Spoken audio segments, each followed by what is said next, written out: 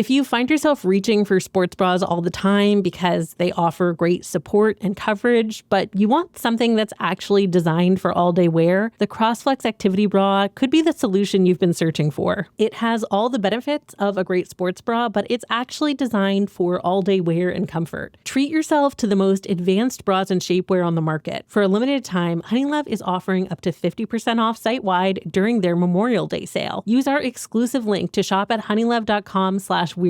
That's honeylove.com/weirdest. After you check out, they'll ask where you heard about them. Please support our show and tell them we sent you. Experience the new standard in comfort and support with Honeylove.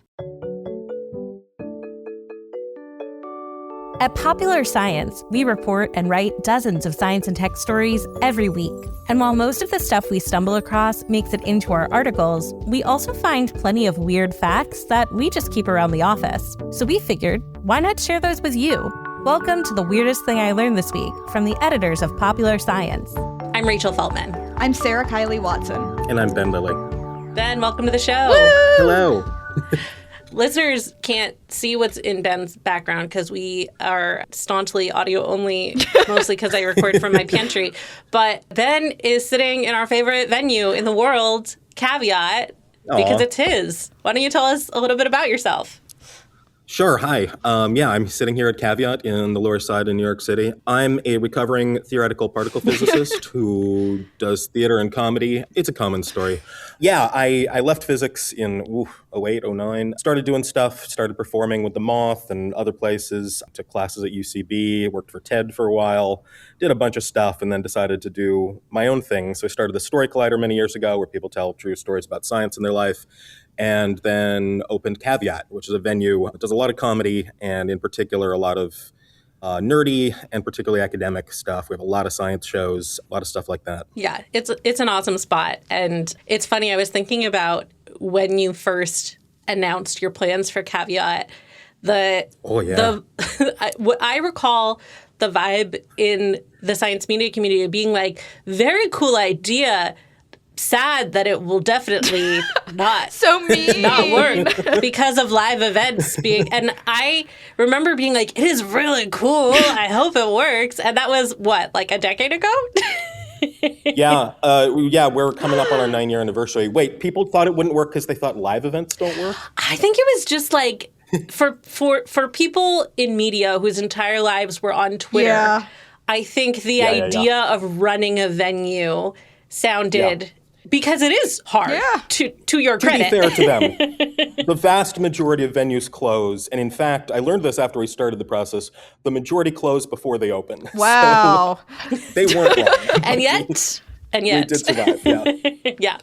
Well, we're thrilled to have you on and definitely going to start working on our next live show plan soon.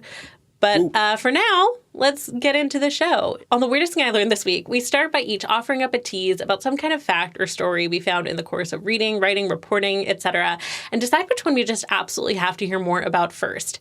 Then once we've all had time to spin our little science yarns, we reconvene and decide what the weirdest thing we learned this week actually was, which we still do live because people can clap and vote, but we don't do that on the show anymore because it was always a 3-way tie.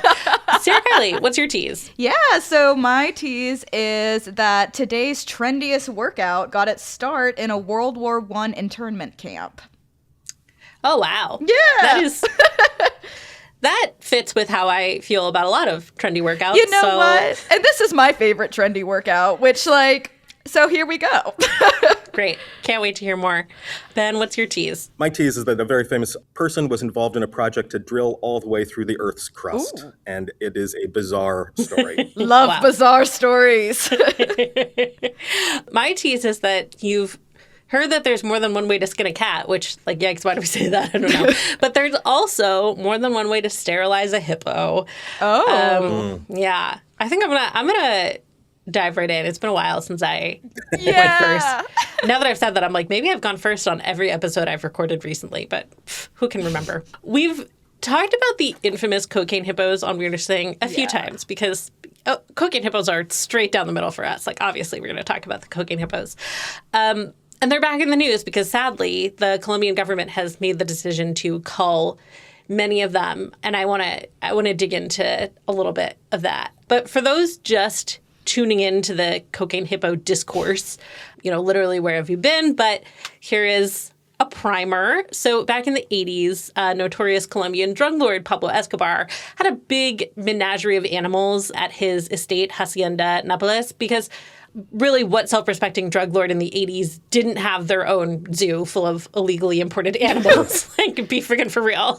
Come on. So when Escobar was killed in 1993 and the government seized the estate from his family, there were hundreds, if not more than 1,000 exotic animals present. Some of them sadly passed away. I'm sure it was a chaotic time in terms of, zookeeping, given the handover of all of his assets.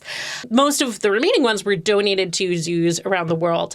And actually, fun fact, that estate is now a massive amusement park with a zoo, but not with the same animals. Those animals were dispersed. But the hippos, which were descended from 4 that Escobar purchased in 1981, they were deemed too big to send abroad. Oh. And so they just kind of wandered off and started breeding. And they were not demure. No. Hippos eat loads of grass, and they make tons of poop. And both of those things have a huge impact on the ecosystem. And that's, ignoring the fact that they're also just so large, them stomping around literally impacts the ecosystem. So they are definitely invasive. They're native to Africa. South America's not their home. And they're large and take up a lot of space in terms of both resources and physically. They're also not for nothing the most deadly large land animals on the planet. They always come up as the surprise number exactly. one, right? Well, because hippos are so funny in this way because sort of from a safe distance, they do seem really cute and kind of goofy. Yeah. Their faces are so round. I think it's the Kiki Booba thing where it's the sharp objects versus squishy objects. I think hippos are maybe the most Booba deadly animal. They look like they're just kind of round and funny. But no, they have very sharp teeth and incredibly strong jaws, like some of the strongest jaws in the world. And they're very territorial. So not only do they do things like spray poop all over the place, that's what they do to attract each other. That's not even when they're mad at you. That's friendly. Yeah, that's a friendly hippo. Yeah, they will absolutely mess you up, which again, it's funny because people who have never been in close proximity with a territorial hippo really find them quite endearing. But, both can be true. So the point being, it was not really an option to just let these hippos do their thing because they were doing their thing quite effectively. One 2023 study estimated that at the time there were 91 hippos in the middle Magdalena River Basin, Colombia. And the hippo population was growing at almost 10% per year. Oh my God. Oh my God. There's a lot of hippos. And they estimated that by 2032, there would be 230 hippos. And by 2050, there would be more than 1,000. So, yes, after years of efforts to deal with the growing hippo issue in a very humane fashion, gentle touch, the government is now going to euthanize around 80 of them, which is probably a bit less than half of the current population. Oh, wow. But in reading about this, I saw that sterilization efforts were really earnest. They really tried very hard for several years, but that it's just so dangerous and expensive to sterilize a hippo that they really had no chance in retrospect. And I thought wow, I want to know more about that. So we're gonna talk about what it takes to sterilize a hippo. Basically, if you want to keep a hippo from making more hippos, you've got 2 options. I mean, 3 if you count euthanization, but folks really did want to try to be very gentle with the cocaine hippos. They're beloved both for the tourism they draw in and just as kind of a matter of principle and local pride. That being said, there are locals who are these hippos are a menace. We need to get rid of them. But there's also some local sentiment that I think it's very tied up in the legacy of Pablo Escobar in Colombia, which is a very complex legacy, more so than many of us outside of Colombia might assume. And it's the same with his cocaine hippos. So, and in fact, a large aggressive male was culled by environmental authorities in 2009. And there was such a national and international outcry that the court made it illegal to shoot hippos, even though scientists were no, that's a bad idea. Like, we do need to do something about the hippos. In 2011, the government started a sterilization program aimed at performing castration surgeries. But by 2019, just 4 males and 2 females had been sterilized. Why? Because this is how that works. A 6 to 8 person team at minimum uses, according to one article, 180 pounds of carrots to lure a hippo into a corral because they won't even get out of bed for less than 160 pounds of carrots. Like, let's be real. Period. And also keep in mind, hippos spend most of the day submerged in water to stay cool. They're really only active on land at night. So a lot of this corralling is happening in the dark, and it's always happening in the mud. Then you need to shoot the hippo with darts packed with enough sedative to knock out around 3 horses. And those darts have to penetrate 2 inches of hippo skin. So some serious equipment, and if things don't exactly work out, then you've got an angry hippo and you're in the dark. So it's not great. So assuming it works and you knock the hippo out, then you've got to roll the hippo into place, which takes like a lot of pulleys and is super dangerous even if the hippo is totally sedated, just because it's so large. Yeah. I saw one video where they actually used like a big old lead pipe that they sort of like slid over the hippo's teeth, like put one tooth in one end and one tooth in the other, because they had to hold the hippo's mouth open for the breathing apparatus that made sure that she kept breathing while under anesthesia. Yeah. And remember, they have some of the strongest bites in the animal kingdom, about 2,000 pounds of pressure per square inch. So, like, you really do need something to wedge that mama's mouth open. Oh, my God. If you want to give her, like, a little oxygen mask. And castration is a full-on internal operation for both males and females because, for the female, they're going in for the ovaries.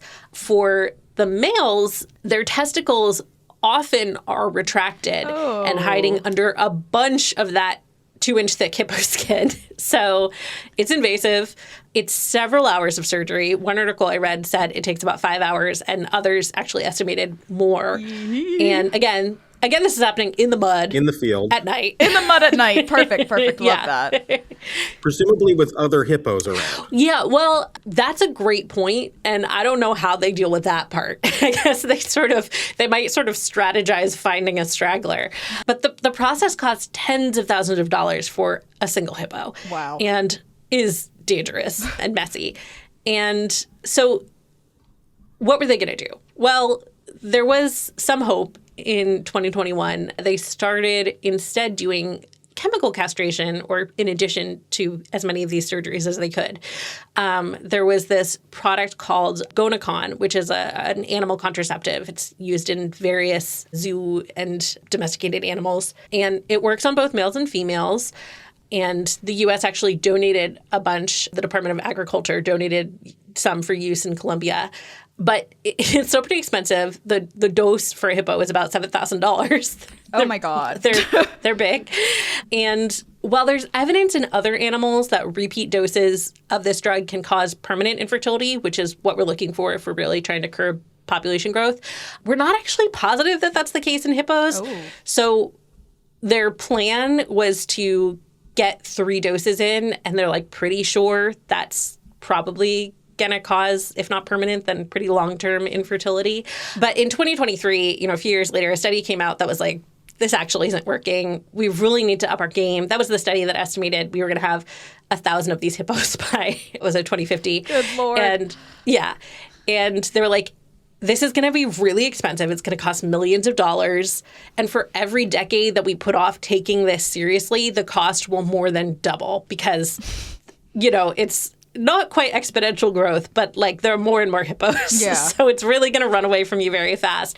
And this paper was basically arguing we have wasted as much time as we can waste trying to be as humane as possible with the hippos. We're so sorry, but like it might be time to get serious. And in response to that paper, still the government really didn't want to euthanize these hippos. Yeah. So they committed to a massive sterilization push, mostly using the chemical castration. But this year, the government concluded that those efforts aren't curbing the population fast enough. Remember, you got to find the hippo, you got to hit it with your birth control dart, it's got to go through 2 inches of skin, and then you got to do that a couple more times at some point in the future, all while trying not to get trampled or body slammed by a hippo.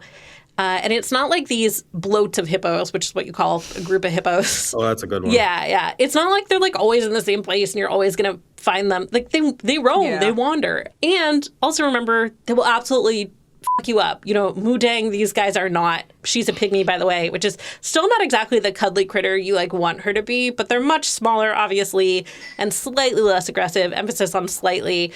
So like it's a little less ridiculous to, you know, think Mudang might be your friend, but still, you know, respect her distance.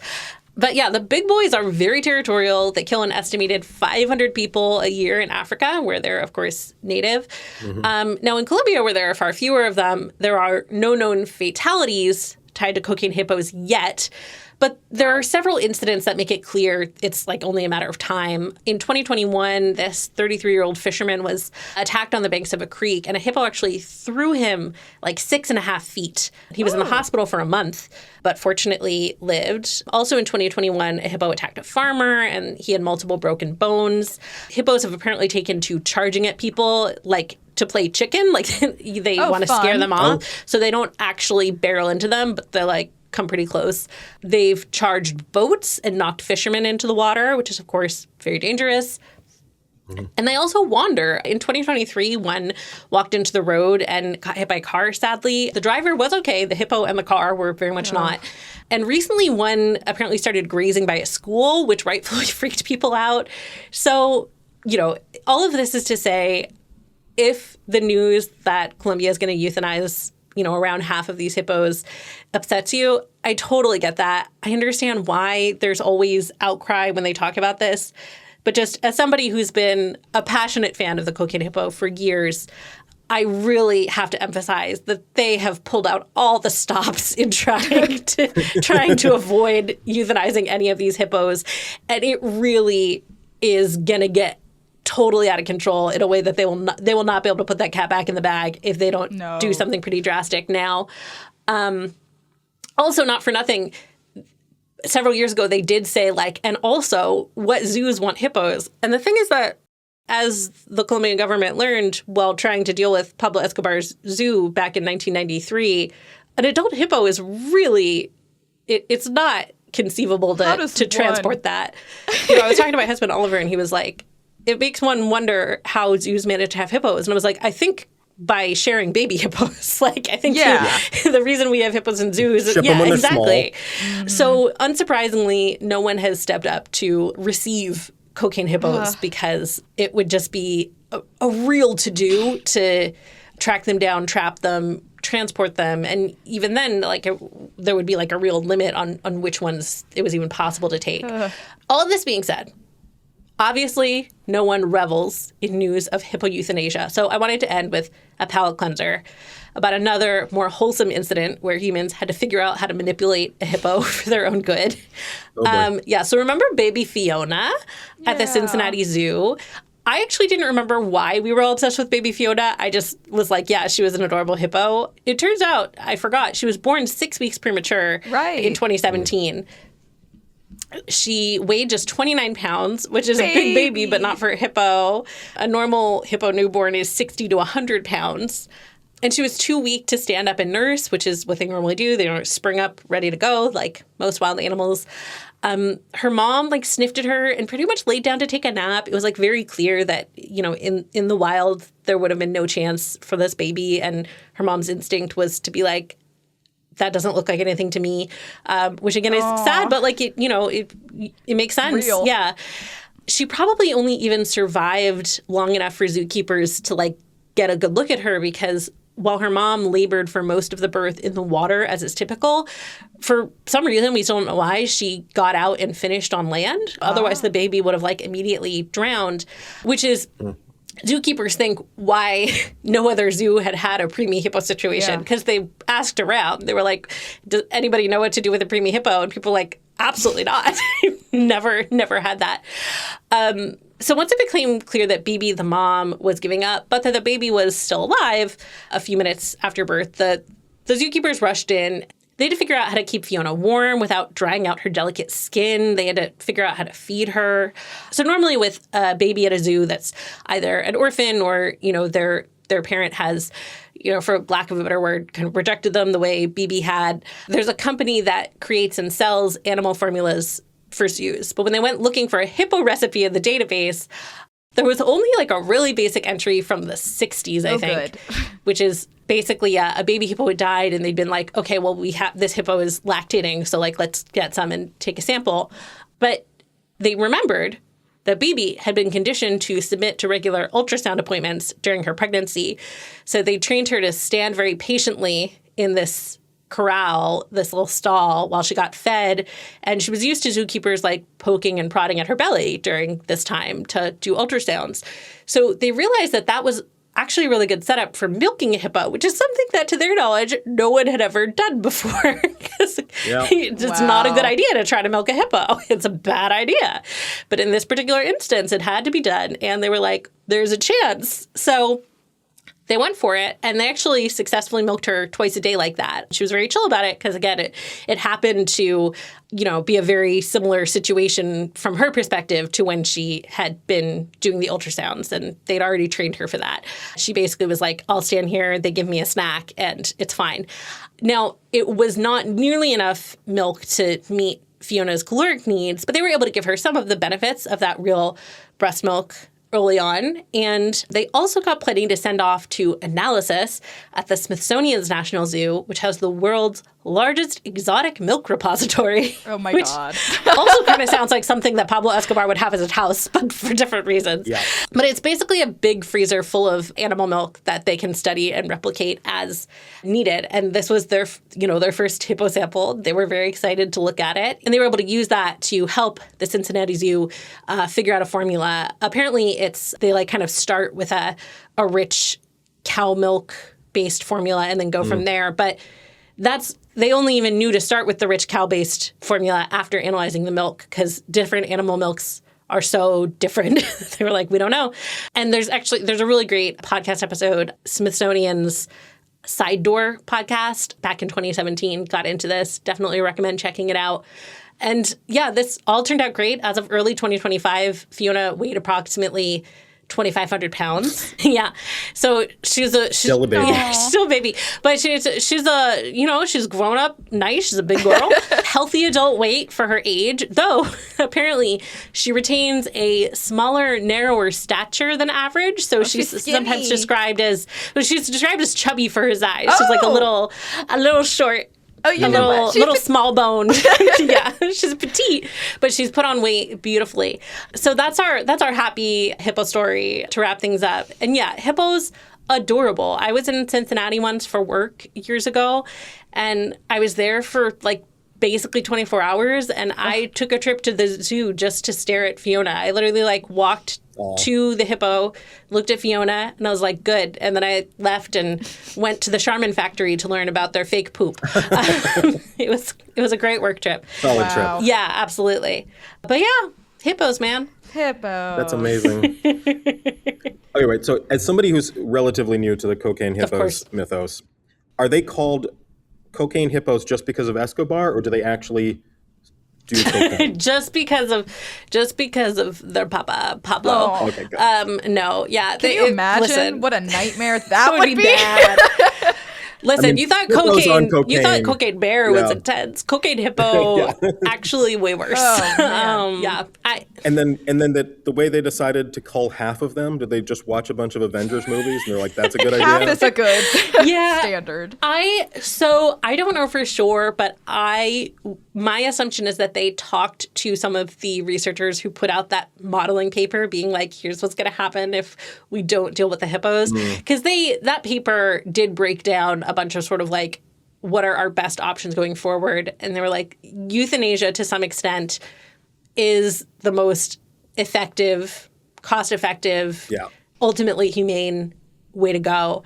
And then they sort of broke down if you insist on keep doing the birth control stuff, how that would work. I think It probably is, based on something. And I know that they're specifically with the sterilization, their main priority was getting young females because those are the ones who are gonna, have a calf every 2 years if they don't stop them.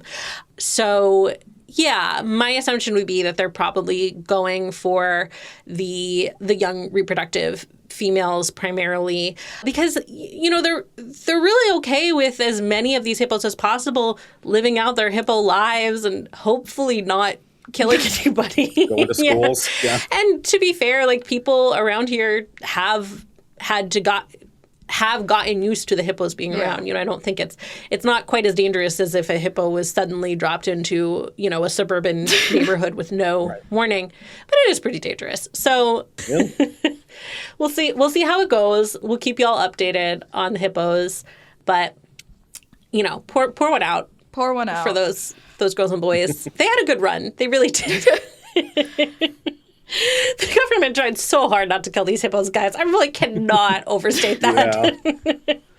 That's a lot of effort. Yeah. All right, we're going to take a quick break, and then we'll be back with some more facts.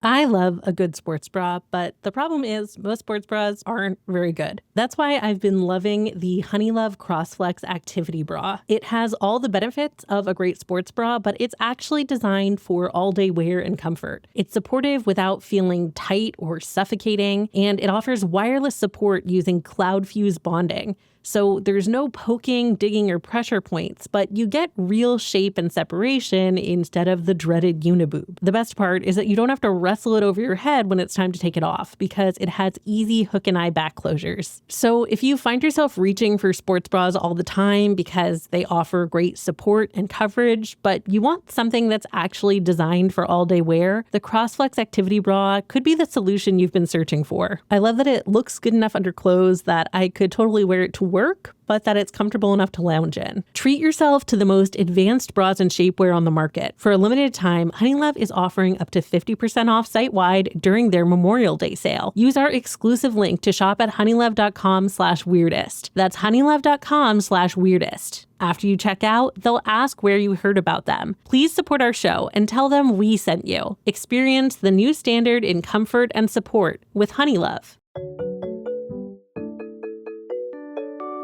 Okay, we're back. And Ben, who's drilling into the earth? Tell me more. All right. So this comes from, I'm doing a stage show about jargon. So I've been working maybe the last 15 years. I do a lot of consulting with academics through all the various things I do about how to talk to their work on stage, right? Mm-hmm. And number one, no jargon, right? We all know this. That's the first thing you do. Toss it out. I have my rules of jargon, which is if it's jargon, it goes. Number two, if you're not sure if it's jargon, it is. Number three, if you're sure it's not jargon, it probably still is, right? You're science writers, you understand this, right? But so over the years, I'm also like, some of it is really f***ing cool. There's some great stuff. So I'm doing a whole show about it.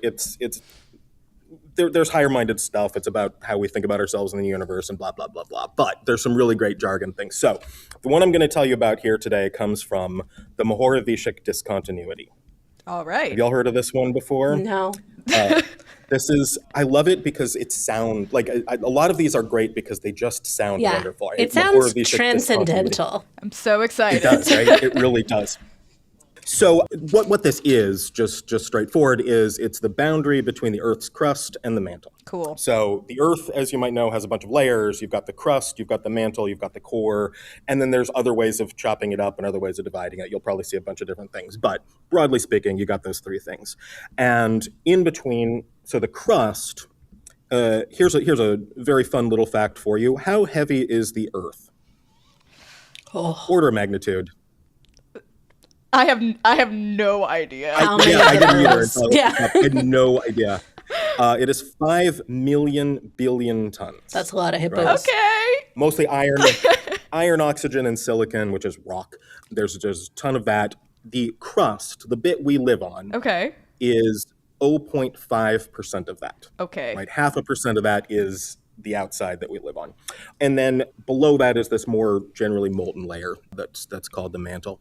So this, in the early 1900s, a guy named Andrea Mohorovicic was looking at earthquakes. And when you have an earthquake, that's waves that go through the earth. And he noticed that for some of these earthquakes, he would see the waves come by, and then he would see another set of the exact same waves come by. And what that meant is that it meant that something weird was happening deep inside the earth. In particular, something was reflecting or refracting, two more jargon terms there. But so like when you look at light going through a glass and you've got the straw and the straw gets bent right at the boundary of the water, that's because light moves slower through water than it does through air. The speed changes, and that speed change makes it change direction a little bit as well. That's called refracting. It also reflects. It'll bounce off of that, which is where you see reflections from. But these waves inside the earth work exactly the same way. So they go down and then they hit something where the speed changes, this little boundary, and they change direction a little bit, and they also speed up, as it turns out. It turns out this faster layer is the lower one. And so that's a discontinuity. That's a bit where the change is sudden, right? So that's what a discontinuity is. So this guy, Andrea Mohorovičić, sees a discontinuity. So eventually it gets named after him. I don't think he was the one who named it after him, but the name is... And he worked out, and people later confirmed, this is what's going on. This is the boundary between two different layers in the earth. And he actually started the whole field of seismology, or at least became one of the early people doing a lot of work of figuring out what the earth looks like by looking at earthquakes. That's what you do. You look at the seismic waves from earthquakes, you look at the way the earth shakes, and that tells you what's going on inside the earth. Now, so that's the Mohorovičić discontinuity. There's something you really need to know about geologists, though. This is really important. Okay. Is that geologists do not give a all the scientists, look at all scientists, geologists give the fewest number of And where that comes up here, first of all, is that they never say Mohorovičić discontinuity. They call it the MOHO. Okay. And the other way that this comes up is that in the 1960s, they thought, you know what we should do? We should drill down through the earth, get to the MOHO, which is tens of kilometers down.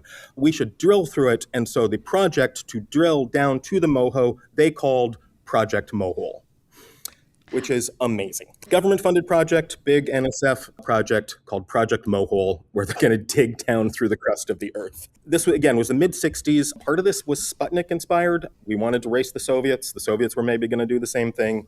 And in fact, they did. That's a whole other story. Or they did try. So they commissioned a project to do this. Now, if you were going to dig through the Earth's crust, where would you do it? Oh, like somewhere low. I don't know, like... That's right. Yep. Okay. I'm like at the bottom of the Grand Canyon. I don't know. That's close, but what's the lowest point on the Earth? Like the Mariana Trench? Yeah, or the bottom of the ocean more generally.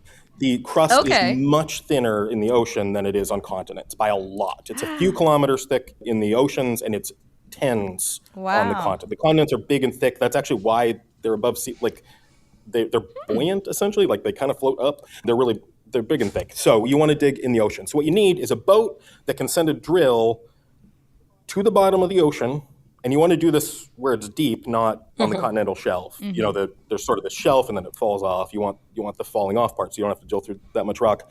So you need a special boat that can send a drill down that thick. And this was the 60s. They didn't have a huge amount of it at this point. They didn't do it in the Mariana Trench. That's a little bit much, but they did. Just James Cameron down there. Yeah. Honestly, if anyone's ever going to do this, it might be James Cameron. I'm spoiling that they didn't actually do it. But anyway, they settled on a place. This was partly run out of scripts, so they settled on a place kind of near San Diego by Guadalupe, which there's two Guadalupes. I got so confused when I first read this because there's the little old French territory in the Caribbean. It's not that one. There's actually another island off the coast of Baja California. At first, I thought this author was like, you don't understand geography, because they were like 50 miles east of Guadalupe and 250 miles south of San Diego. And I was like, that makes what no is sense. that? But it turns out there's another island there called the same thing. So they commission a ship to do this, and the ship was actually built by 4 oil companies. Okay. Because who wants to drill in the ocean? Oil companies. Continental, Union, Shell, and Standard had put together this boat. Project Mohole, they worked with them together to do this. They were going to do a pilot study to make sure it worked, make sure the drilling works. You know, make sure one of the biggest problems is you have to keep if the boat moves, the whole drill apparatus snaps. And so they had to like figure out a way to keep the boat stationary in the middle of the ocean. This is before GPS, I believe. I don't actually know. I should check that. But, this is in the mid-60s. So this was a hard problem. So they came up with a way to do it using buoys, and the boat actually has 4 engines that point in 4 directions. So they can like fire the little things. Anyway, so they sail out, and this is a big deal. This is a huge government project. You've got these 4 oil companies involved. So Life magazine decides they're going to send a reporter, and they're going to write a big old cover article about this. And so they send this reporter out. They go do the thing. The actual, for those who don't remember, Life magazine was basically like Time magazine. They were competitors. Mm-hmm. It doesn't exist anymore, but it did back in the day. I like to say that, whenever Life competes with Time, you know who wins. So they sent this reporter, and the headline is incredible. It is "High Drama of Bold Thrust Through Ocean Floor." And it's this reporter's like impressions and they say he sailed on this whole expedition, which lasted several weeks. Okay, now there's a few things you really need to know about this article and this whole story. First, as shows up in the very first paragraph of this article, the boat that they are on was named after the 4 oil companies that commissioned it. And if you remember correctly, those were Continental, Union, Shell, and Standard. So Project Mohole set sail on the Cuss 1. They love that. I told you, geologists do not give a fuck. That is what it is. The other thing you need to know is that this reporter who sailed out there was John Steinbeck. Yeah, of course. Oh my gosh. Yeah, the guy who wrote The Grapes of Wrath sailed on the Cuss 1 to watch Project Mohole dig a hole down to the Mohole. It's incredible. And Steinbeck was in love with this. I think he volunteered for the project. He actually, there's a whole side story here where he had a really good friend who was an oceanographer, not an oceanographer, a marine biologist. Okay. And this friend died tragically in a couple decades earlier than this, and it broke Steinbeck up, and it was one of the characters in one of his books is based on it. There's a whole thing here. So he had this love of oceanography. Like, you think of John Steinbeck, obviously, as the Grapes of Wrath guy, right? The Winter of Our Discontent, like all this crazy stuff, but not crazy stuff, these important books. but yeah, he had this love of oceanography. So I think when Life magazine was like, who wants to go do this? Steinbeck's like, sign me up. Also, and this will amuse you as journalists, you used to be able to make money doing this. I think they paid well. Right, this used to be like how authors made money between writing their little books. Yep. Yeah, I think this was in the 1960s. Magazine journalism paid bank, and you would write. Yeah, anyway. Don't make me sad. But okay, so Steinbeck was into this. He was so excited, and his writing was Steinbeckian, right?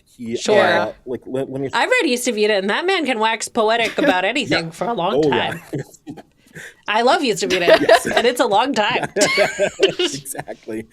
Well, this was east of Guadalupe, and there's this one. Okay, he slips. So first of all, he gets very excited, but he also slips in Steinbeckian things. So here's a passage. Willard Bascom, the director, gave a lecture on the geology and geophysics of the project, and everyone attended. Cooks, seamen off-century, drillers, and scientists. Their attention was so complete, and afterward there were so many questions. The lecture pulled the group together into a unit. Now the drillers knew what they were drilling to find out, to read the world's history as you would rings of a tree and in an area undisturbed for millions of years. The radio brought bad news and good.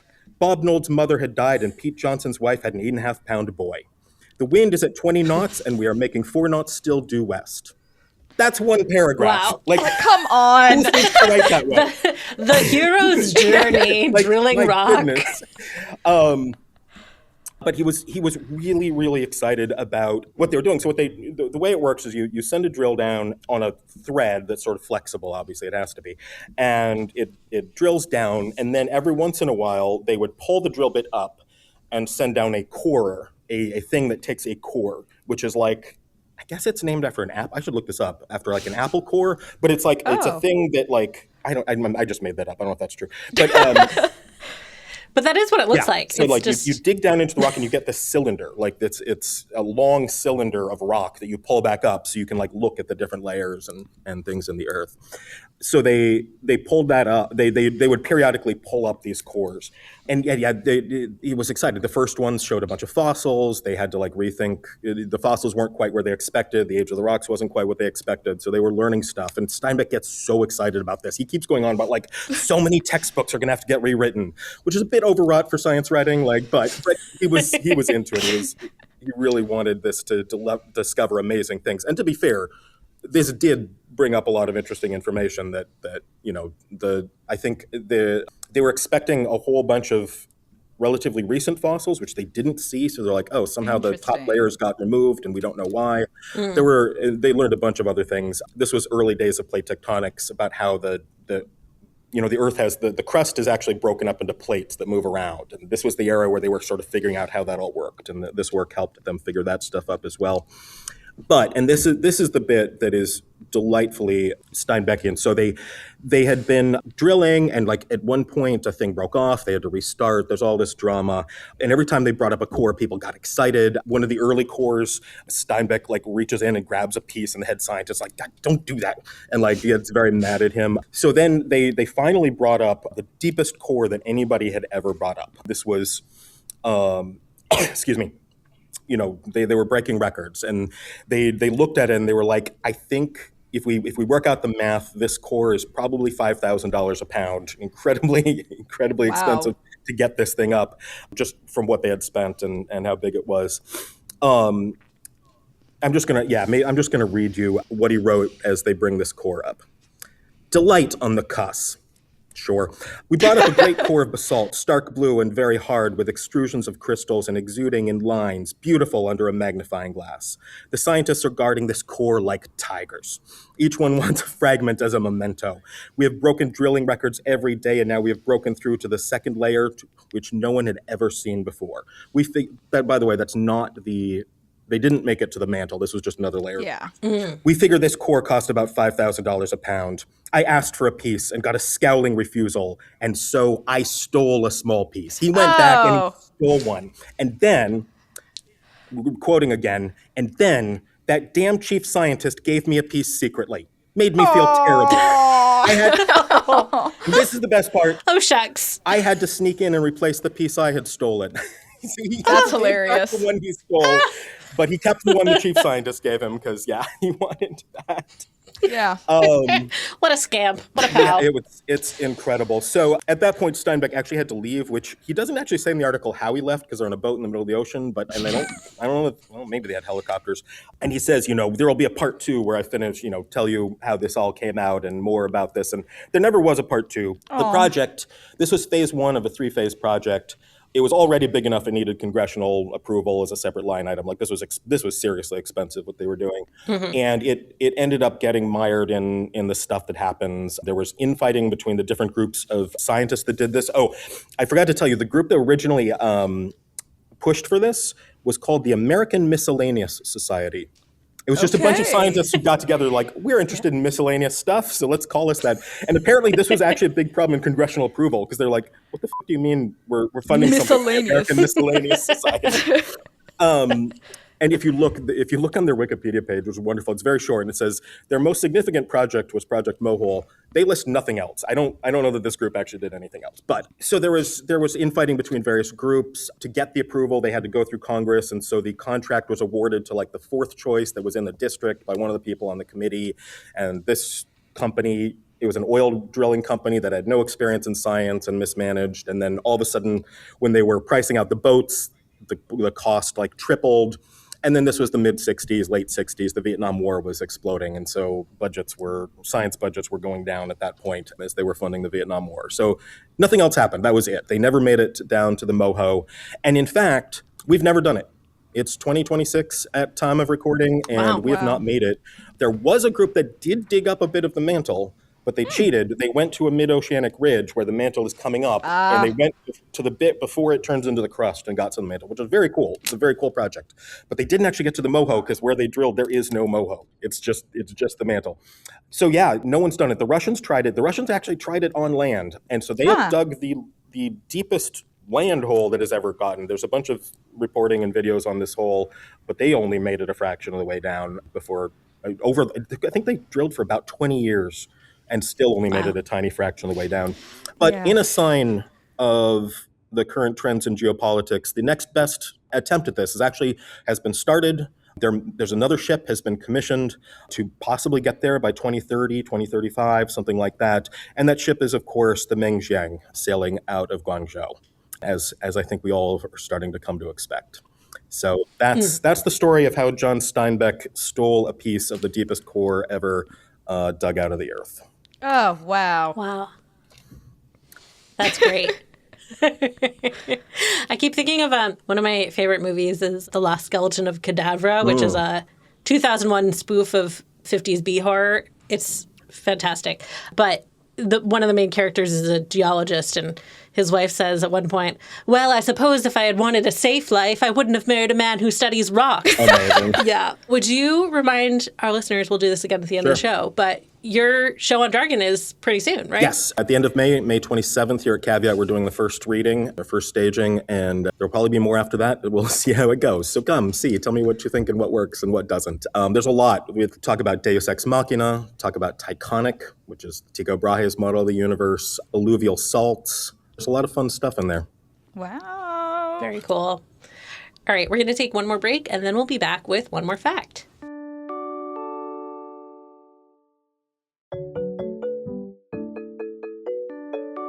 Okay, we're back. And Sara Kiley, tell me about some dark history of exercise. Yeah. I can't wait. Honestly, this is a fascinating tale. And you may have guessed it. I mean, unless you've been hiding from from the gym for the past couple of years, you probably noticed a lot of Pilates studios popping up. And yeah. I love Pilates. I love to hate it. I hate to love it. That's what I always say about Pilates. Yes. Oh, yes. I mean, and I love it because I do not like to sweat a lot. So I'm I want to do a workout where I am not drenched and I still feel like I did something. So if you're like that, then you're probably a member of one of these tons of studios that are just everywhere. And there's data to show that they're everywhere. Apparently, according to a industry report, participation shot up from 9 million people to 12 to 13 million in the past 6 years or something. And it's basically the largest jump of any workout type across the US. And research for one of the companies that kind of provides Pilates reformers found that 67% of instructors are constantly selling out their classes. So people are all about the Pilates. And then but then there's all of the things that aren't Pilates but use their wacky proprietary take on a reformer for a totally different thing. As somebody who does a lot of reformer Pilates and occasionally tries one of those other classes, and I'm this is different. What are you doing? And they don't pretend it's Pilates, but they took the reformer. And so I think if you also included all of the inspo, those, all of the different lattes out there's a lot going on. So and so when you think of Pilates, you probably think it's kind of pricey, which is also backed in research. A lot of these classes, especially when you throw in the reformer or other funky things, it's $20 a class at least for some of these bigger cities. But despite its backbougie modern veneer, the history of this exercise trend is quite humble and really interesting. And so we have to fast backwards to the 1880s. And this is where Joseph Pilates, the father of Pilates, or contrology is what he called it. So he was born near Dusseldorf, and his dad, and you have to take all of this with a little bit of a grain of salt, because there are some really good sources out there. There's a couple of interviews and things that he's done. He had an obituary in the New York Times, but it's also, during that time period where there was a lot of mystery, there were wars going on. And so everything. It was really easy to reinvent yourself at that time. So, you could just tell a newspaper anything, frankly. It's true. This was before the age of Google and hunting people down on Instagram to make sure that they aren't fake people. So everything with a grain of salt. But yeah, so basically, according to some sources, his dad was a gymnast, his mom was into natural medicine, so it kind of makes sense that he fell down this rabbit hole of founding Pilates. And one of my favorite rumors that a lot of Pilates experts love to debate or say is just PR is that he was a sickly child. There are a couple things that say he has asthma or rickets or he had fevers and he used the movement to get through this. And But like a lot of people also think that it's just like a little cheeky bit of PR, and that comes back that Pilates cures everything. So I will return to this. But yeah, so in his obituary, his New York Times obituary, he basically talks about how when he was a child, he like would lay in the woods and watch the animals run around, which is another similar a theme in the Pilates story that he loves. He loves animals and saying that Pilates cures everything. So he's in his 20s and 30s. So he's also doing gymnastics type stuff, and he and his brother were traveling around England as part of this circus troupe, and he was doing what's called a Greek statue act. And I don't know 100% what this is. I was looking up, I was like, what is a Greek statue act? But I think it literally is just like choreographed poses to look like a Greek statue. So like the people who paint themselves silver and stand in the park? I think it has the similar energy to this. So basically, like, just like people, like fit people posing, which, like, you know, it's like the 19 teens, like anything goes. Like, you know what? Okay, earn your living being very, very fit. Do your thing. But yeah, so if you've been doing some like mental math in the background, or just, I totally gave it away, but yeah, we're creeping up on World War I. Things are about to get a little dicey. And in 1914, the UK, like, declares war on Germany, and they passed the Aliens Restriction Act of 1914. And at this time, there's like more than 50,000 German immigrants living in the UK. A lot of them are in London. But basically, this was huge for the German population in the UK. So some of the things that happened as a result of this are that Germans couldn't move more than 5 miles, and they had to register with the police when they did that. The German newspapers and clubs like went away. They closed down German-owned businesses, confiscated property and assets without compensation for the owners. Just like sad stuff that happens during wartime. And the kind of spookiest part, and definitely the spookiest for Mr. Pilates, was that the government introduced this like policy of wholesale internment of males of military age. So basically anybody from 17 to 55. And so they intern all of these people, and they combined with deportation. Basically the Germans in the UK, the population was brought down by more than half. So a big deal. And the largest of the German internment camps was Knockalow, and it was on the Isle of Man in the Irish Sea, which is between England and Ireland. So it's like this cold, blustery place. I mean, I don't know if anybody's listening from the UK, and right now it probably is kind of nice since it's summer, but like it's cold and windy. So yeah, not like the like most like fun place to be ever. And at the peak, the like location that this was at held like 23,000 men. So wow. And so, as I said, Joseph Pilates didn't do a ton of media. He was not like super into that kind of marketing in his time. So a lot of the next little bit is from this one interview he gave with Robert Warnick for Sports Illustrated in 1962, which obviously is like quite some time after this happened. So again, I'm sprinkling some salt for you guys, but I'll read you a little bit about what he was saying and like kind of how his time here inspired Pilates. So this is from Robert Wernick, and it says, Joe and all the others were interned in an abandoned hospital on the Isle of Man. Here, as weeks lengthened into months and years, he watched his fellow prisoners sink into apathy and despair, with nothing to do but stare at the bare, crumbling walls of their prison, nothing to break the daily monotony but the inadequate meals, for the German submarine blockade was slowly starving England, and an occasional walk around the bare courtyard with nothing to look at but an occasional starveling cat streaking after a mouse or a bird. Okay, so now we're back to animals. So the animals are a big deal for Joseph. And the next passage, I'm gonna keep reading you from this passage because just, you know what, better from the horse's mouth. So this is a little bit more about both of the themes that I kind of notice in this story, which is, yeah, animals and Pilates curing all. But yeah, so basically the next little bit goes, it was the cats which did it. For though they were nothing but skin and bones, even the most animal-loving prisoners could hardly spare them anything but their own pitiful rations. When their own children were begging to be fed, they were lithe and springy and terribly efficient as they aimed for their prey. Why were the cats in such good shape, so bright-eyed, while the humans were growing every day paler, weaker, apathetic creatures ready to give up if they caught a cold or fell down and sprained an ankle? The answer came to Joe when he began carefully observing the cats and analyzing their motions for hours at a time. He saw them when they had nothing else to do, stretching their legs out, stretching, keeping their muscles limber alive. He began working out an orderly series of exercises to stretch the human muscles, all the human muscles. He began demonstrating these exercises to the dejected figures around him. And since they had nothing else to do, they began to do the exercises too. Which, hello, how cute is that? Continuing. Awkwardly and timorously at first, but under his firm supervision, they became more and more confident, more and more bouncy like cats. They ended the war in better shape than when it started, and when the great influenza epidemic came sweeping over the countries that had fought in the war, not one of them came down with it. I'm sure that's definitely true. Just dump out all of us all. Because ended the war in better shape than when he started. There's not really a peer review study on that. So, but I mean, it's a nice story, and so also there is some lore with the reformer here, is that he the story kind of goes that he took his knowledge to the internment camp hospital, where some Pilates practitioners and experts say he began developing the workout equipment using hospital beds and springs to make the preliminary reformer, that's what it's like. Pretty much what if you've ever been to one of these classes, it's just a very uncomfortable bed, which I reckon is pretty similar to what was going on. But yeah, that's not really been confirmed by historical evidence, because people are fascinated with Pilates. The internment camp actually keeps a really good historical record. There's a great website if you want to fall down this rabbit hole, as I did, with pictures of who was Joseph Pilates at this time. But yeah, unfortunately, that's still a little bit of a little mythos. But anyway, fast forward, it's the Roaring 20s. Joseph Pilates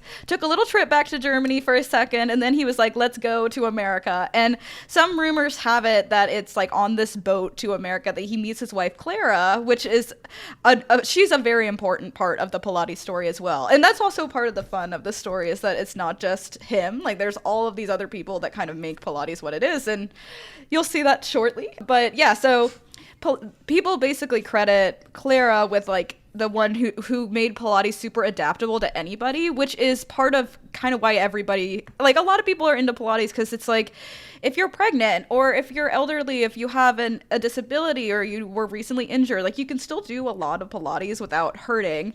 Unlike, you can't just go run on when you're hurt, or when you're, so it's a good exercise for people that are struggling a little bit with something, or if you're like me and you just like to exercise while laying down on the ground. So it's very popular. But in New York, this is kind of where things pick up, and he gets this 8th Avenue gymnasium, and Katharine Hepburn is coming, and he files patents for all of his reformers and the magic circle and stuff like that. And you can still find these patents, which is very funny. I mean, I love looking up a weird patent that and in the reporting, I wrote this story for PopSci a couple months ago, and I remember just having 1,000 patent just strange equipment. But anyway. Yeah. So he trained the next generation of Pilates teachers as well during this, which are the Pilates elders, which if you fall down another rabbit hole with the Pilates stuff, a lot of these people lived until the early 2000s. So there's a lot of information on these guys as well. And so a lot of the Pilates elders kind of added their own flair to Pilates. So some kind of stuck with the classic Joseph of it all, and others did more dancey type stuff. And so one of the guys that did the more dancey type stuff, he was a modern dancer. His name's Ron Fletcher. And so when Pilates really went bananas is in the 70s. So he opened a studio in Beverly Hills above this famous beauty parlor belonging to Ada Gray, who was the beauty queen of Beverly Hills in the 70s. And all these famous ladies like Bessie Bloomingdale and Nancy Reagan would go to the salon to get their hair did, and then they'd go see Ron after to go get their Pilates workout. And there's this great interview with him with The Guardian in 2008 that I stumbled upon, where it's this is where it kind of exploded. And Fletcher is often credited with taking Pilates off the reformer and really onto the floor because of his dance background, which I think is really cool. And for me, I'm even though I look like a cockroach on the ground, it feels a lot harder for me on the ground than with the reformer. So there is some validity to that. But anyway, there's a little bit of bonus drama at the end, in 2000, because there was a hubbub in trying to trademark the Pilates name. Can we what is it? So a Manhattan federal court around then declared that Pilates was an exercise method and not trademarkable. So it's kind of like yoga or aerobics, which is why we have tons of whatever Pilates and all of the things that have spun off. So yeah, so Pilates has kind of taken on a life of its own, of course, but that's kind of like in line with the story of it. And while Pilates is like a great form of exercise, it will not like cure everything. Exercise is good for you. People do what makes you happy. But yeah, will it cure rickets? I'm not sure about all of that. But yeah, so basically, if you ever think about Pilates as being like a highfalutin kind of thing, that it's not always been highfalutin.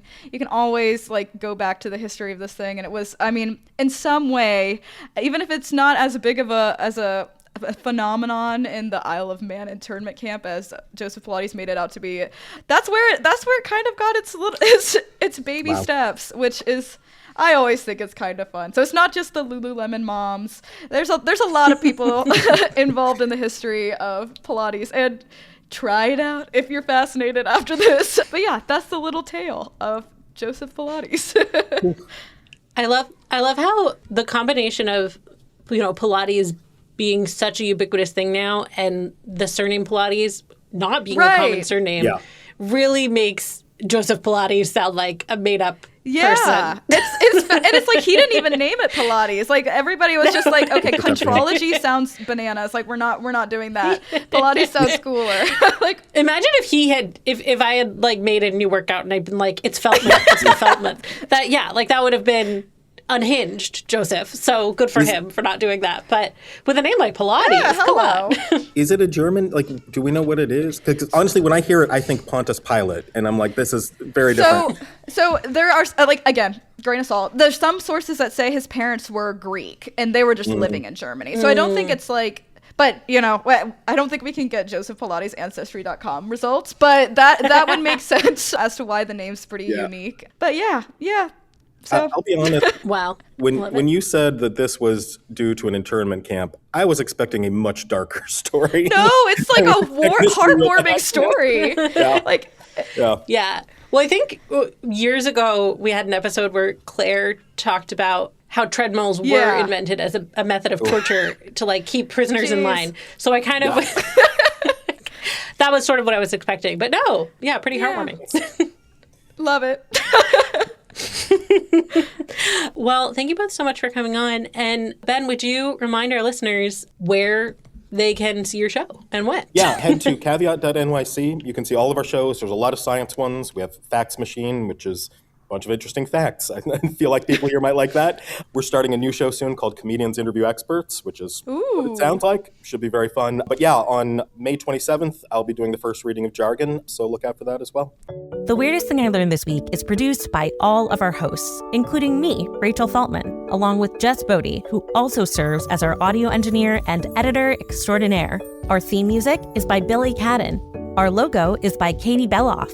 If you have questions, suggestions, or weird stories to share, tweet us at weirdest_thing. Thanks for listening, weirdos.